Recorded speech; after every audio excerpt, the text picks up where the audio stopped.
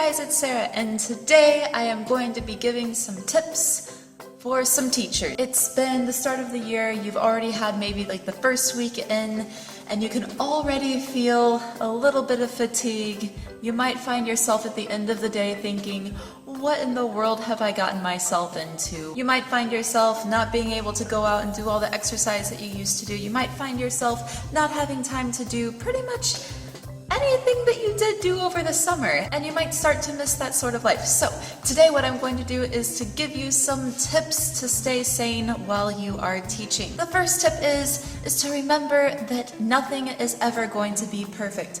I spend so much time every day, every week, trying to come up with the perfect lesson plan. I'm constantly tweaking things. Even at night, I will be looking at my computer thinking, what can I do to make this better? It's never going to be perfect. At some point, you have to realize what is adequate. You have to set up a time to just stop and be like, okay, I've worked on this for so long. This is as good as it's going to be for right now. And just be okay with it not being perfect, which is horrible because we want things to be perfect. We want to educate kids the best that we can and come up with the perfect lesson, but it's not out there. And there are so many things out of your control. So even if you did have the perfect lesson, it might not go perfectly because you can't control everything. So you need to let that go. You just need to acknowledge and accept that things are not going to be perfect and just stop. Next, because we want to work so hard to make things perfectly, we often work later than we should. Our lives become non-existent. We work on the weekends. I beg you to have an actual stopping time. Like each day, just stop. You need to remember to have a life outside of teaching. Otherwise, all that you'll ever talk about is teaching. Your whole life will become that. And for some people, that's not a terrible thing, but you need to have a stopping point or you'll get worn down. You need to have a stopping point so that you can be you outside of teaching. The third thing, yes, teaching is a calling.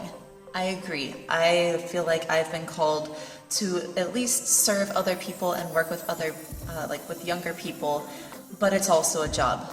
Remember that. Remember that when people ask you to do like ridiculous things, or you want to stay and work super, super late, or your life just becomes wrapped up into the emotions of teaching, remember that this is still a job. It's, I know, so much more than a job. It really is. It's a calling, it's a lifestyle, but at the end of the day, it is a job. So find things outside of it, which leads to the next thing is to stay active.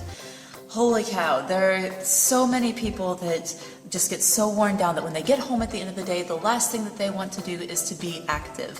You need to stay active. If you're more active, then you'll have more energy to teach your kids, and then you'll have more energy to get things done.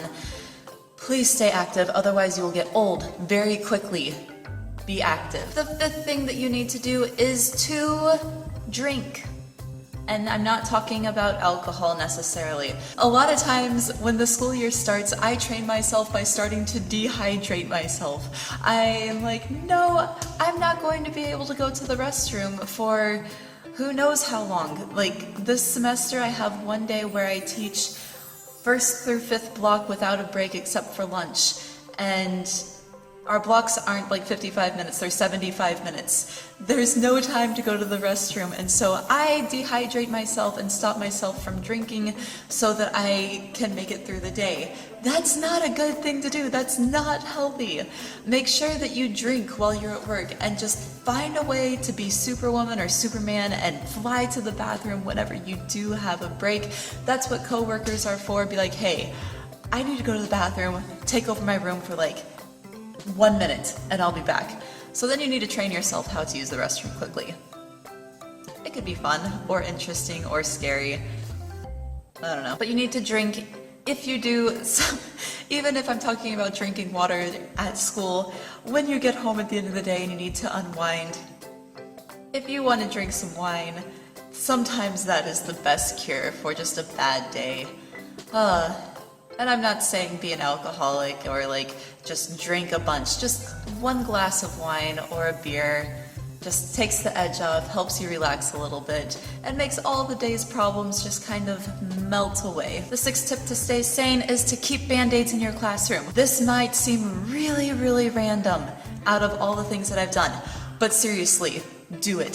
Keep band-aids in your classroom because kids get hurt all the time, and they're going to want to go to the nurse, and they're going to want to go get a drink, and they're going to want to go do this and that and the other.